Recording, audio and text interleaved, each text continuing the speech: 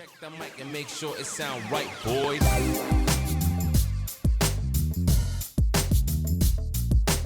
My name is Jared Cyprian. I attended Louisiana State University. My name is Patrick Moose. I attended the University of Texas at Austin. My name is Mr. Tim Bishop. I did 3 years at Rockhurst and then finished at Loyola Chicago. My name is Trey Fuselier, and I went to the University of South Carolina. My name is Liam Johnson, and I went to the University of Notre Dame.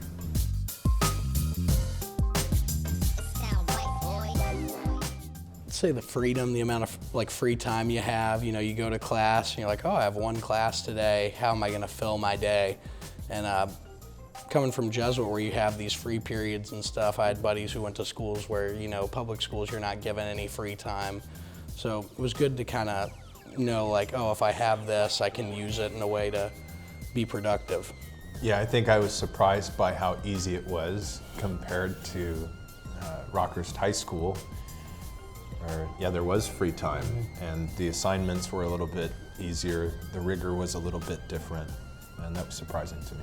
Yeah, for me, I was surprised by the culture and the people there. I went to Louisiana State University. My parents went there, are from Louisiana, but I grew up here in Houston, and it was just different to see just how people acted and what they were interested in and how they behaved. Because a lot of the students there were from Louisiana and came from Louisiana high schools. So seeing the differences in the culture and the social situation was a little bit surprising for me.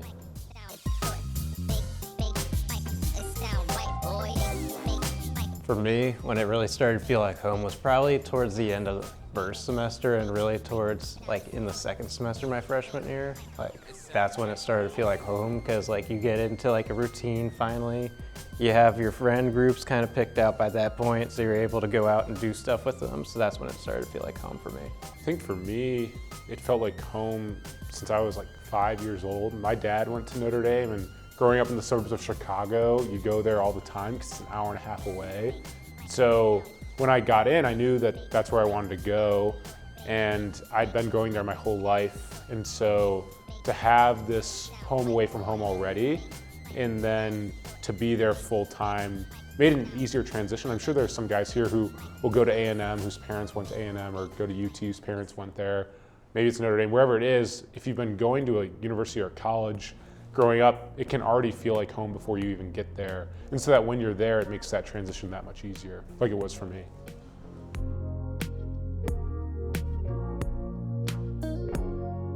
I felt, like Mr. Bishop said earlier, that college is actually easier at the start, especially when you're taking a lot of your gen ed classes or just the basic intro stuff of a core curriculum.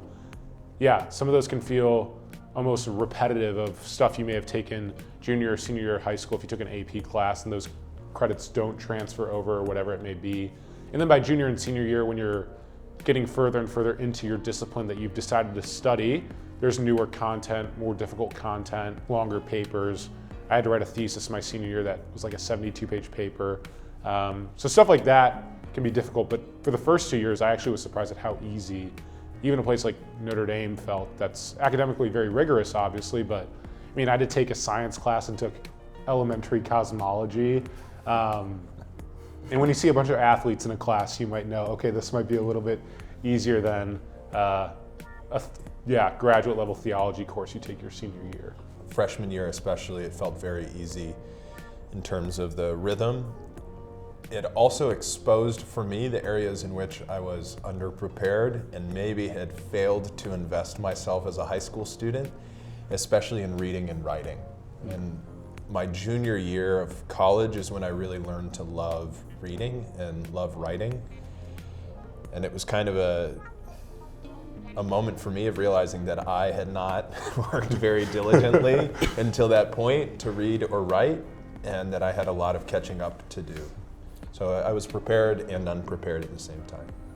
Yeah, early on it was it wasn't very challenging. You know, you do the class everyone takes English, and coming from Jesuit, you have that foundation of knowing how to, write and, explain your point in an essay. But I felt like once I got to the higher level business and, applied math classes, I had the foundation and knew how to work hard in a subject. I knew how to study.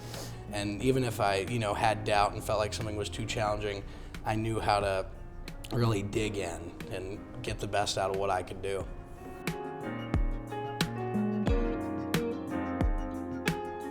I think in the first 2 years when academics are so much easier and mom and dad aren't there to watch over you, and you can do pretty much whatever you want with your free time. You could do anything from sleep more, go to parties, do extracurriculars, inter-hall sports. I mean, there's so many things each university is going to offer you, and your freedom is going to allow you to kind of choose your own adventure. And that could lead you to choose to make some of the best decisions you'll make in college and help you foster relationships for 4 years. And it will also lead you to choosing some of the worst decisions you make in college. And so you have to recognize within yourself the good desires and also the temptations that are trying to lead you one way or the other. And having enough self-discipline and self-awareness to know when something is going too far versus when something is, just right. And it's really important that you go in with a game plan on how to manage your time and what to be involved in. I think for me, to Coach Johnson's point, temptations are there, right? And temptation was there for me early on in my college career. And when I made the track team, it really helped me dial in on where I was spending my time, because everything was track and academics at that point, which really helped me and made me more disciplined and focused as a student. And then after I stopped running track, getting involved with different clubs, getting heavily involved at the parish on campus, really helped me stay focused and disciplined. One of my best friends from 4 years old, he went to UT with me, so we were together all from 4 years old to 22 years old. A bunch of us joined a fraternity together, so that built up even more friends around us in our group. And then also you just kind of naturally make some friends in your major because you take a lot of the same classes, so you see a lot of the same people. So I was very lucky there, and then a bunch of us joined a fraternity together, so that built up even more friends around us in our group. And then also you just kind of naturally make some friends in your major because you take a lot of the same classes, so you see a lot of the same people. One of the things that was really remarkable for me is that about halfway through college, I decided to get serious about discerning my vocation. And I stepped away from one social circle that did not share my values and my priorities as I wanted them to be. They had shared my previous values and priorities, but I wanted to have new ones. And one of the things I'm really grateful for about college is that you can easily change the social circle, and that's not the end of the world. Whereas in high school, it kind of is, because everything's so pigeonholed. But in college, you can make the choice, I want to be a different kind of person. I want to live by different values. And I didn't cut off my old friends entirely necessarily, but I did start spending my time with new people, and that shaped my life pretty profoundly.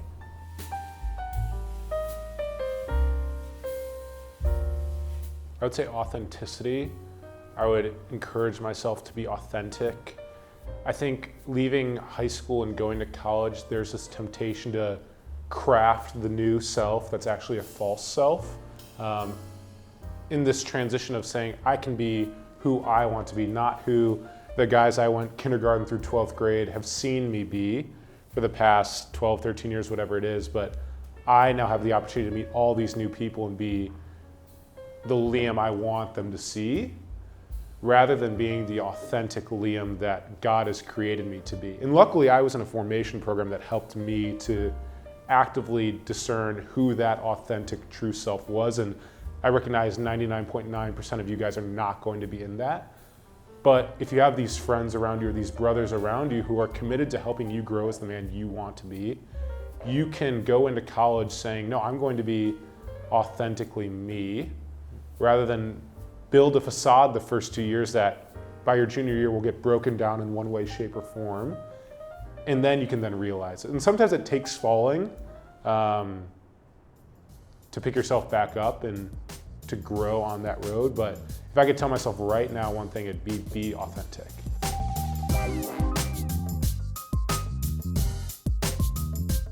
I would say enjoy your time, it goes fast. It gets so much better. Don't get too focused on what's ahead. The dreams you've had are now present, so don't waste them. Say keep God first, be patient, and remember the end goal.